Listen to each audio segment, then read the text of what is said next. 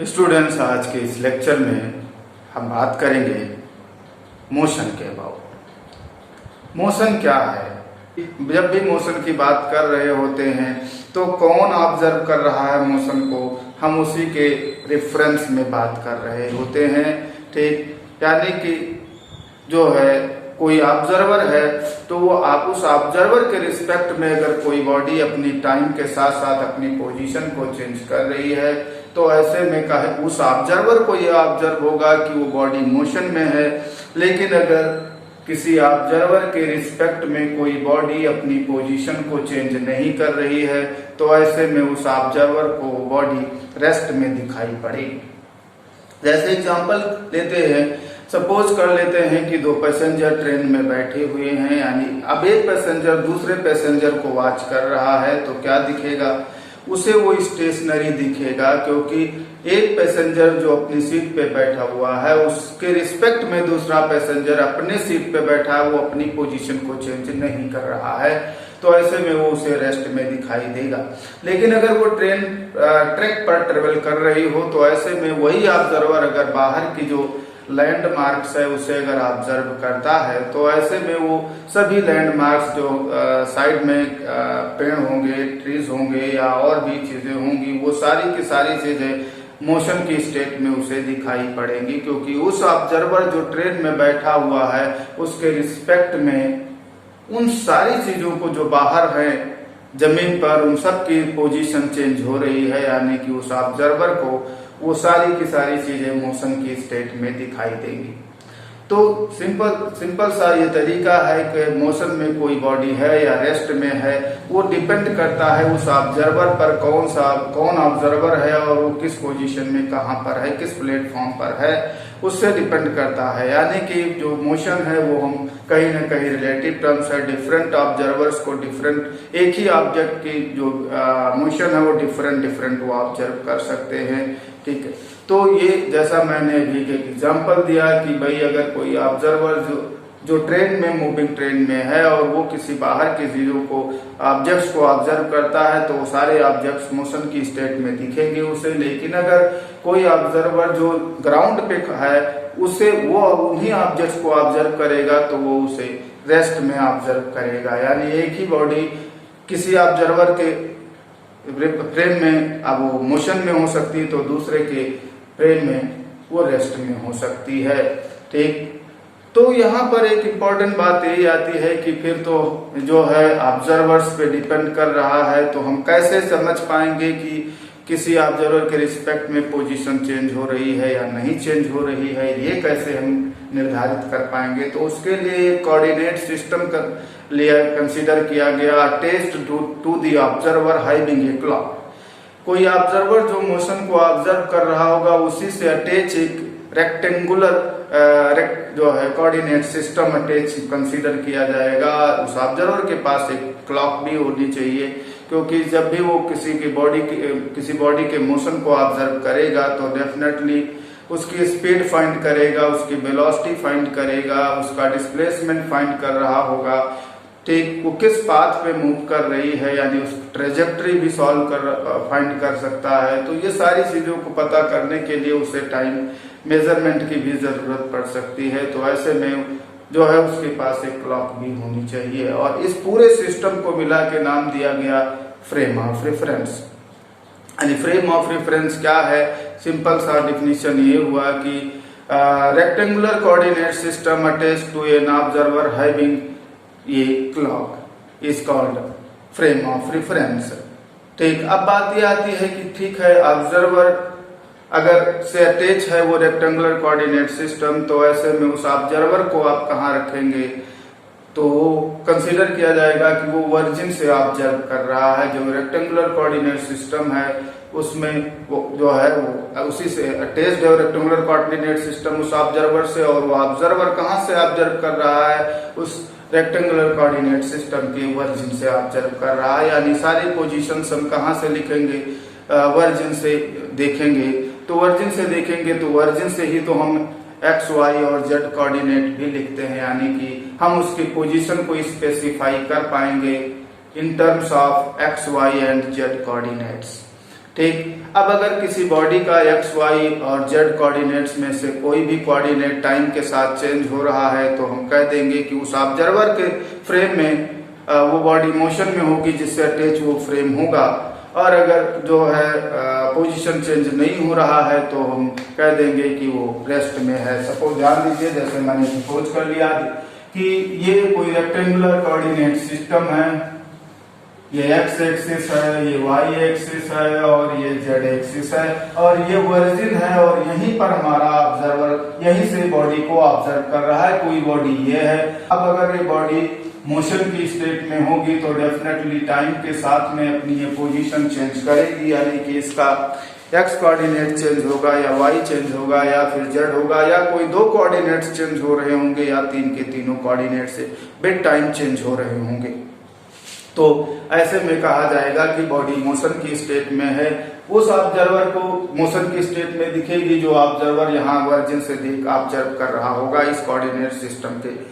और अगर इस कोऑर्डिनेट चेंज नहीं हो रहे होंगे तो ऐसे में वो जो ऑब्जर्वर जिससे अटैच हमने ये फ्रेम लिया है उस ऑब्जर्वर को ये बॉडी रेस्ट में दिखेगी। ये जो है एक सिंपलेस्ट मेथड है जिसे हम जो है फिजिक्स में यूज करेंगे। उसकी वेलोसिटी को स्पेसिफाई करेंगे, उसके पोजीशन को स्पेसिफाई करेंगे by using the rectangular coordinate system attached with observer having a clock, and overall whole system is called frame of reference। तो हम अभी तक ये बात कर रहे थे कि फ्रेम ऑफ रेफरेंस क्या है, हम कैसे किसी बॉडी के मोशन को ऑब्जर्व कर पाएंगे, कैसे हम समझ पाएंगे कि बॉडी मोशन की स्टेट में है या रेस्ट में है।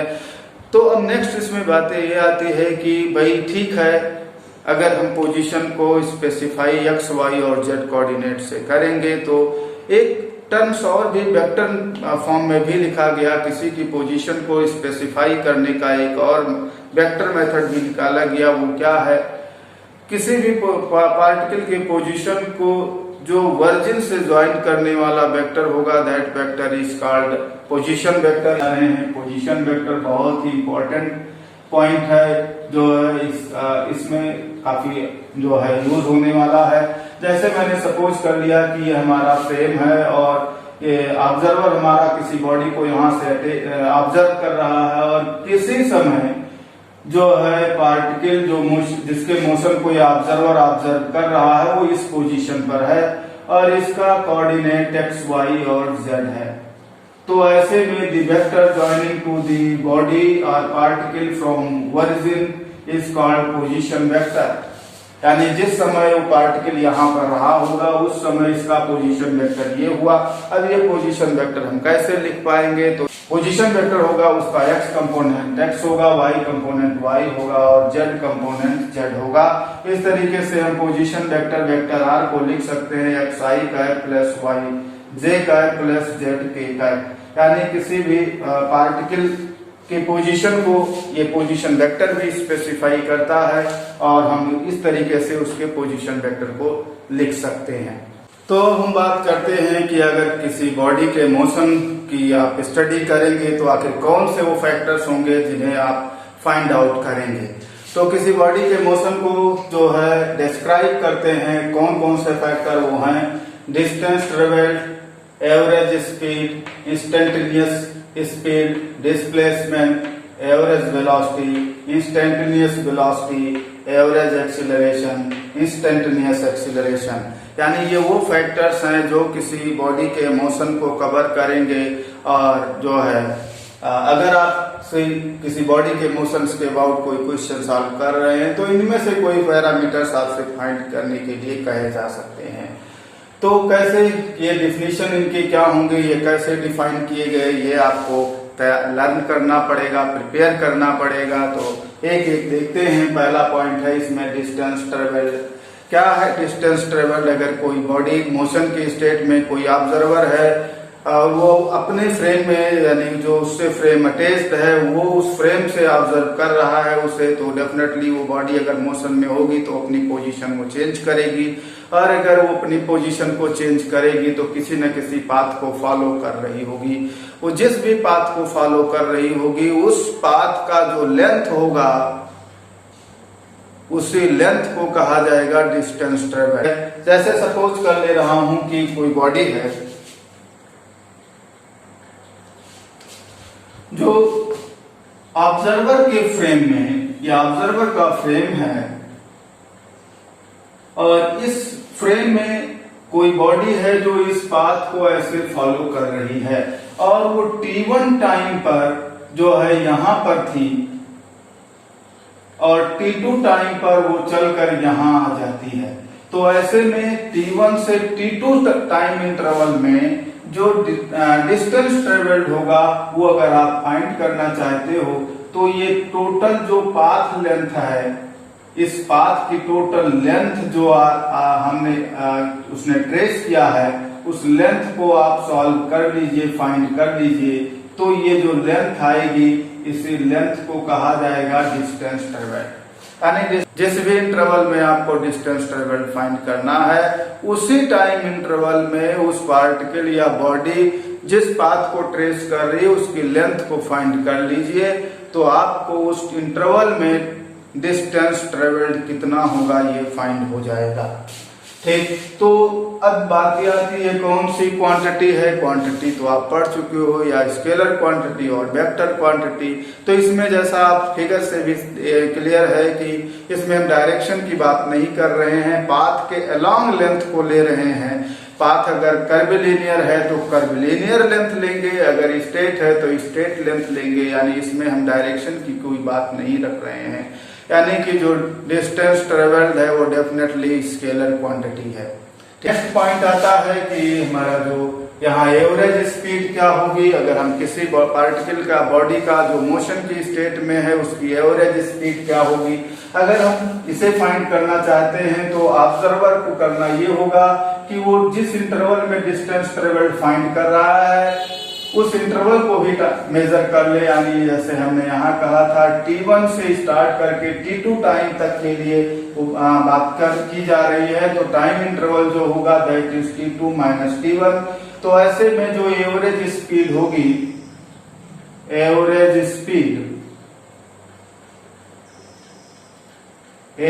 Speed equal to distance travelled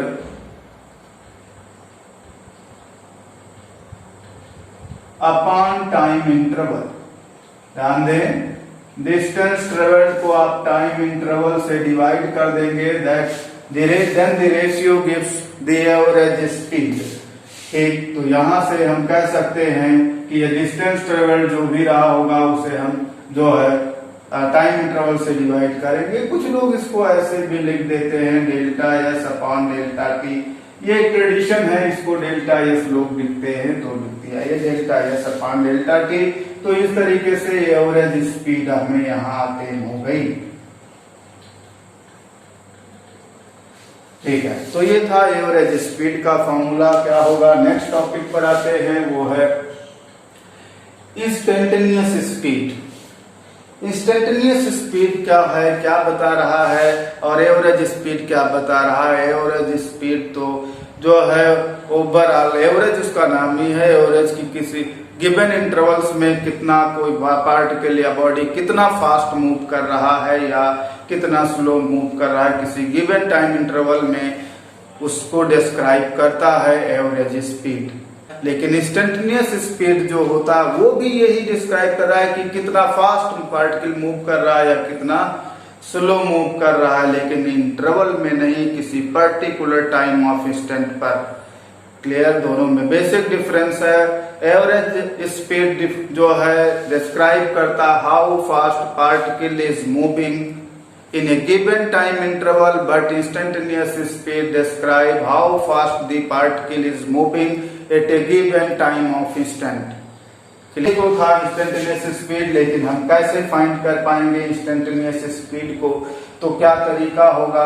तो ऐसे में जो है हमें टाइम इंटरवल रिड्यूस करके 0 कर देना है। जैसे हम यहाँ पर ही सपोज कर ले रहे हैं कि टाइम इंटरवल रिड्यूस करके 0 कर दे, तो हम इंस्टेंटेनियस टाइम t1 पर आ जाएंगे और हमें t1 टाइम की स्पीड फाइंड हो जाएगी। तो इस तरीके से हम इसी फार्मूले को ट्रांसफॉर्म कर लेते हैं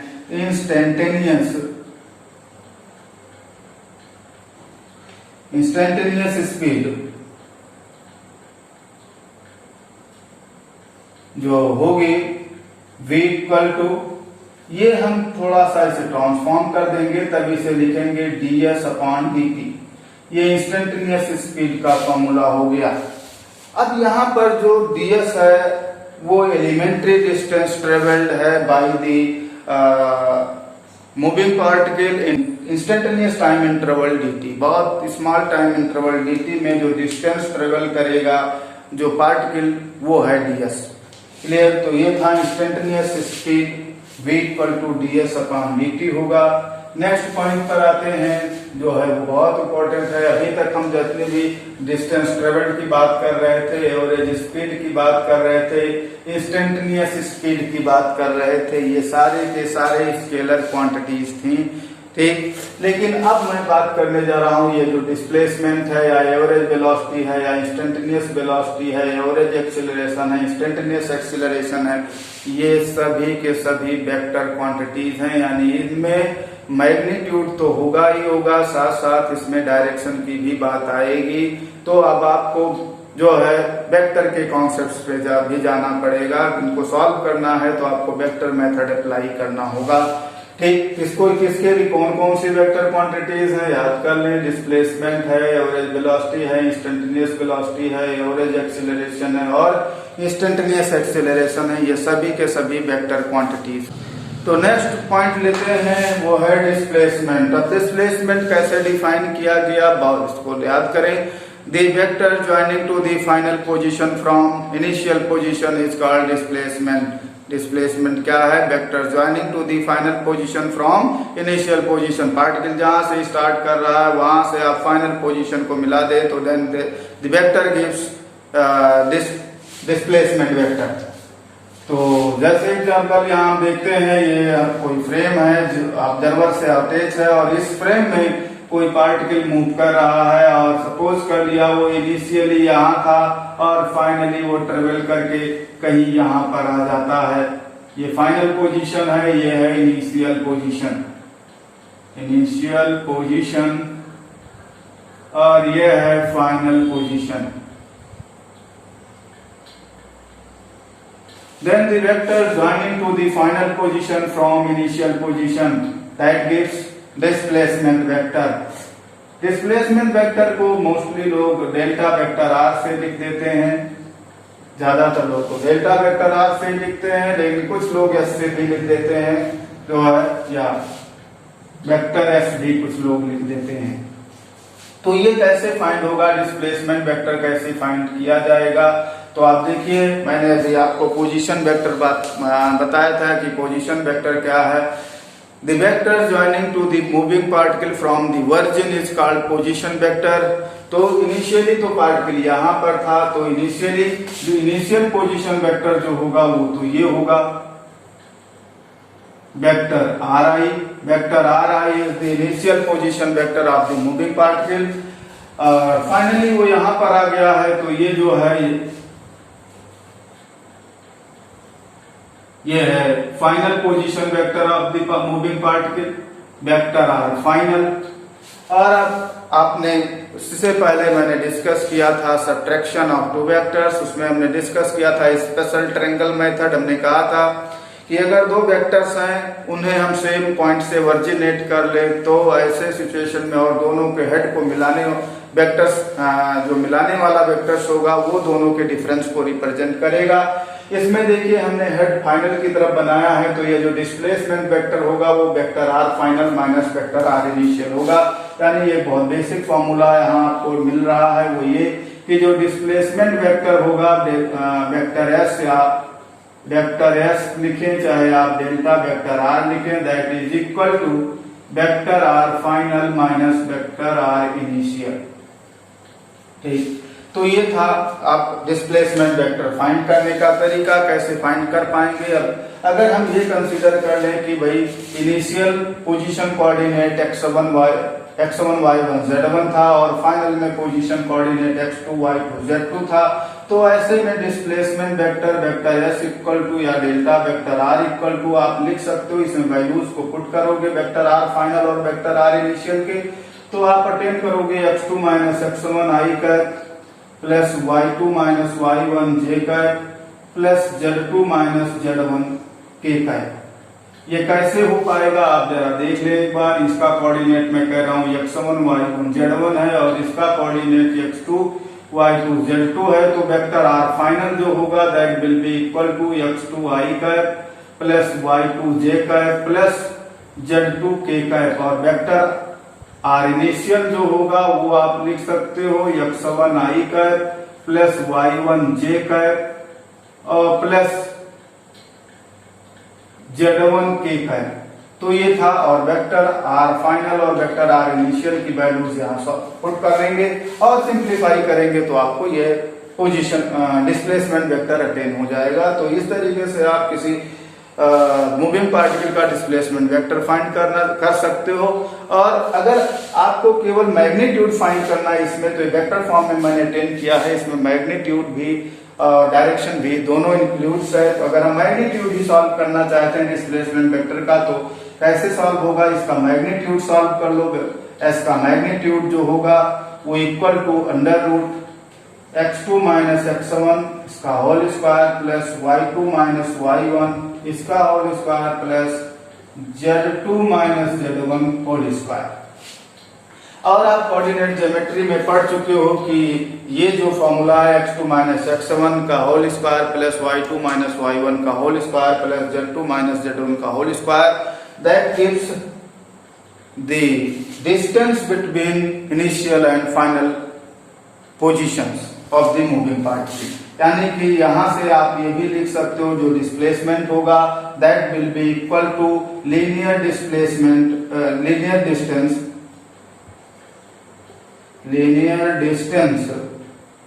between initial and final position.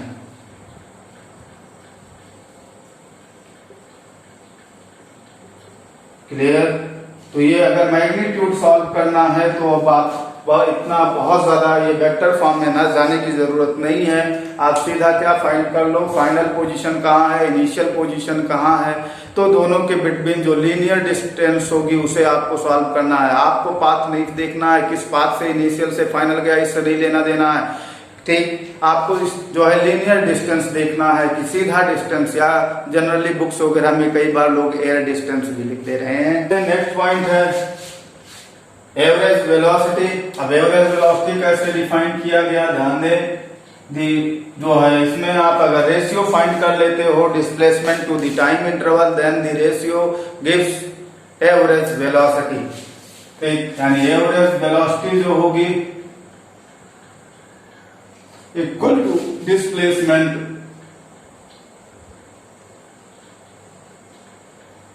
Upon time interval, displacement upon time interval. तो इसे आप जो है ऐसे भी लिख सकते हो जो है delta vector R upon delta T. तो ये था एवरेज वेलोसिटी का फॉर्मूला जो है जिससे आप एवरेज वेलोसिटी फाइंड आउट कर। तो ये वेक्टर क्वांटिटी है, वेक्टर क्वांटिटी है तो इसकी डायरेक्शन किधर होगी, तो उधर ही होगी जिस डायरेक्शन में डिस्प्लेसमेंट रहा होगा। डिस्प्लेसमेंट की डायरेक्शन में अभी बता चुका हूं, the vector joining two the final position from initial position, यानी फाइनल पोजीशन की तरफ डिस्प्लेसमेंट की डायरेक्शन होती है। तो एवरेज वेलोसिटी की भी डायरेक्शन किधर होगी, फाइनल पोजीशन की तरफ होगी। तो इसकी डायरेक्शन अगर आपको फाइंड करना है तो किधर होगी, डायरेक्शन इसकी जो होती है वो अलोंग डिस्प्लेसमेंट होती है, अलोंग डिस्प्लेसमेंट वेक्टर।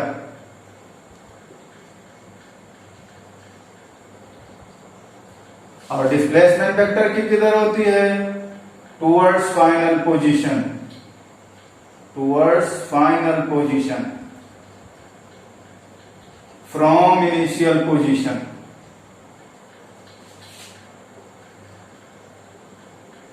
ठीक, फाइनल पोजीशन की तरफ होती है इनिशियल पोजीशन से। सपोज कर लिया कि इनिशियल पोजीशन कोऑर्डिनेट्स जो थे वो x1 y1 z1 थे और final position coordinate x2 y2 z2 था, और इनिशियल पोजीशन पे जब पार्टिकल था तो उस समय टाइम t1 था और फाइनल पोजीशन पे जब पहुंचा तो टाइम जो था वो t2 था। तो अगर ऐसे में हम लिखते हैं तो डेल्टा वेक्टर r अभी मैंने बताया था vector r2 minus vector r1 होगा, डेल्टा t जो होगा that is equal to t2 minus t1।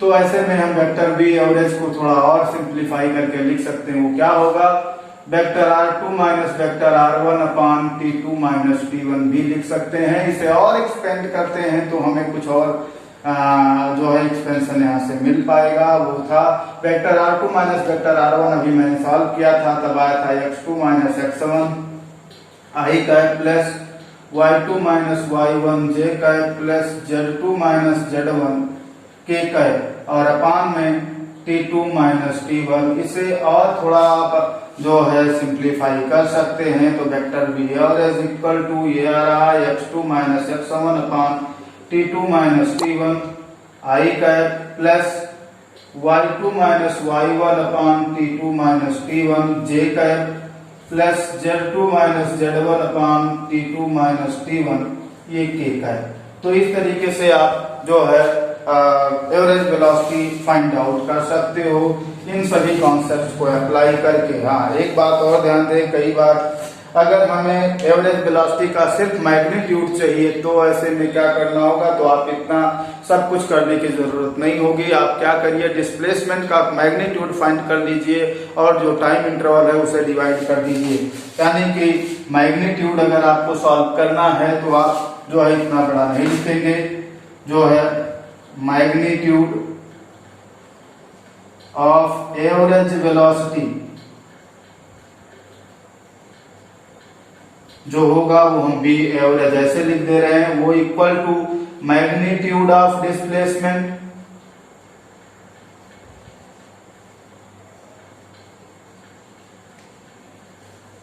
Magnitude of displacement हमें लग रहा है स्क्रीन से थोड़ा दिख नहीं रहा है, देखिए ध्यान दे, magnitude of displacement upon time interval. ठीक, मैग्नीट्यूड ऑफ डिस्प्लेसमेंट को किससे, टाइम इंटरवल से आप डिवाइड कर देंगे, then the ratio gives the magnitude of average velocity. Clear? तो ये था, हमें जो है अगर एवरेज वेलोसिटी फाइंड करना है तो इस कॉन्सेप्ट को अप्लाई करेंगे। इंस्टेंटेनियस वेलोसिटी,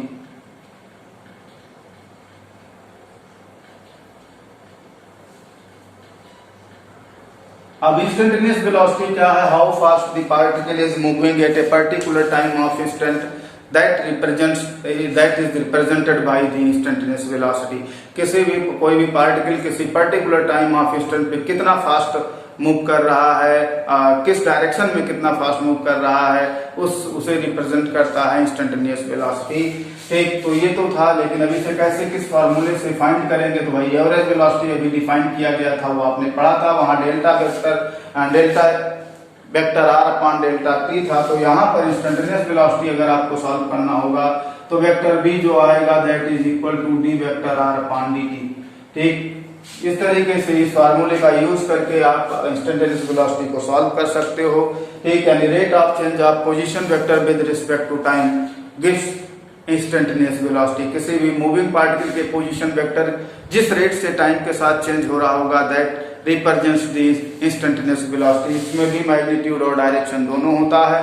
ठीक है, तो अब इसे हम कैसे सॉल्व कर पाएंगे, तो थोड़ा अगर हम इसे और एक्सपेंड कर सकते हैं, वेक्टर आर किसी भी पर्टिकुलर टाइम पर जो होता है that is equal to X I cap plus Y J cap plus Z K cap. अगर हम इसे यहाँ अप्लाई करते हैं then we get vector B equal to D X upon D T I cap plus D Y upon D T J cap plus D Z upon D T K cap. तो इस तरीके से हम जो है किसी मूविंग पार्टिकल के instantaneous velocity को फाइंड आउट कर सकते हैं। अब इसमें मैग्नीट्यूड अगर सॉल्व करना है तो ये वेलोसिटी का x कंपोनेंट होगा, ये y कंपोनेंट होगा और ये z कंपोनेंट होगा, और आप वेक्टर कॉन्सेप्ट को अप्लाई करके मैग्नीट्यूड भी सॉल्व कर लेंगे।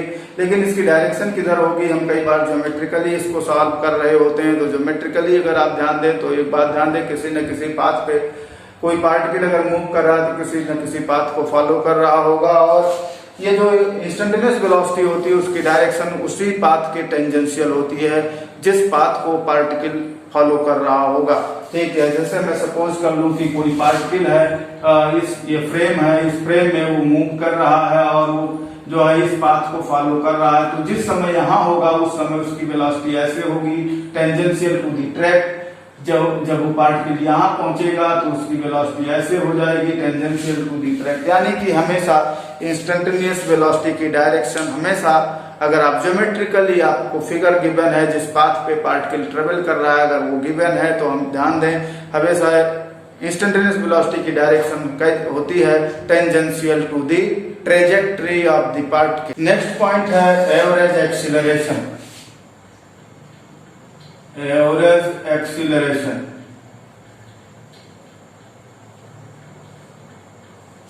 एवरेज एक्सीलरेशन हम कैसे फाइंड करेंगे, कैसे डिफाइन किया गया, वो इसकी डेफिनेशन क्या है, वो ये है कि change in velocity upon time interval. किसी भी मूविंग पार्टिकल की जो इंस्टेंटेनियस वेलोसिटी है इनिशियल में कोई टाइम पर और फाइनल टाइम पर इंस्टेंटेनियस वेलोसिटी जो होगी उसमें डिफरेंस फाइंड कर लो और उस डिफरेंस को डिवाइड कर दो टाइम इंटरवल से, then this ratio gives average acceleration. ठीक, यानी एवरेज एक्सीलरेशन जो होगा ये भी वेक्टर क्वांटिटी है और ये इक्वल होगा change in velocity, change in velocity upon time interval. तो यहां पर इसे अगर हम जो है सिंबल में लिखें तो एवरेज एक्सीलरेशन जो होगा वो delta vector v upon delta T. Delta vector v क्या है आप ध्यान दें, delta vector v equal to vector v final minus vector v initial. Vector v final is the instantaneous velocity at final time and vector v initial is the instantaneous velocity at initial time. ठीक, तो इस तरीके से आप average acceleration find out कर पाएंगे। ये भी वेक्टर क्वांटिटी है। अब अगर ये भी वेक्टर क्वांटिटी है तो इसमें भी डायरेक्शन की बात आएगी, इसकी डायरेक्शन किधर होगी एवरेज एक्सीलरेशन की, तो ये आप वेक्टर मेथड से आपको फाइंड करना पड़ेगा। मैंने बताया था किसी दो वेक्टर्स के सबट्रैक्शन की डायरेक्शन किधर होगी। यहाँ किसको सबट्रैक्ट कर रहे हैं, फाइनल इंस्टेंटेनियस वेलोसिटी में से इनिशियल इंस्टेंटेनियस वेलोसिटी को सबट्रैक्ट कर रहे हैं। तो जो डेल्टा वेक्टर v की डायरेक्शन आपको सबट्रैक्ट करने पे मिलेगी उसी डायरेक्शन में एवरेज एक्सीलरेशन होगा। तो ये आप लर्न करेंगे। वेक्टर ये एवरेज की जो डायरेक्शन होती है is directed along delta vector v। आप इसको ध्यान दें। ठीक, एवरेज एक्सीलरेशन की डायरेक्शन किधर होती है, चेंज इन वेलोसिटी की डायरेक्शन में होती है। जैसे एग्जांपल के लिए मैं आपको बता दूं, जैसे मैंने कह दिया कि भैया ये फाइनल जो है वेलोसिटी है वेक्टर v फाइनल है और यहाँ पर वेक्टर v इनिशियल ये था, वेक्टर v इनिशियल था ये और वेक्टर v फाइनल इस डायरेक्शन में है। तो अब वेक्टर v फाइनल में से वेक्टर v इनिशियल सबट्रैक्ट करोगे तो आपको ये वेक्टर मिल रहा है, ये है vector v final minus vector v initial. ठीक, ये जो डायरेक्शन है ये डायरेक्शन, इस डायरेक्शन में जो है vector v final minus vector v initial आ रहा है। तो यही डायरेक्शन आपके एवरेज एक्सीलरेशन की भी होगी। यानी एवरेज एक्सीलरेशन जो होता है वो हमेशा किस डायरेक्शन में लिया जाएगा, चेंज इन वेलोसिटी की डायरेक्शन में लिया जाएगा। ये भी वेक्टर क्वांटिटी है, इसमें जो है मैग्नीट्यूड और डायरेक्शन दोनों की बातें आएंगी। नेक्स्ट टॉपिक है इंस्टेंटेनियस एक्सीलरेशन।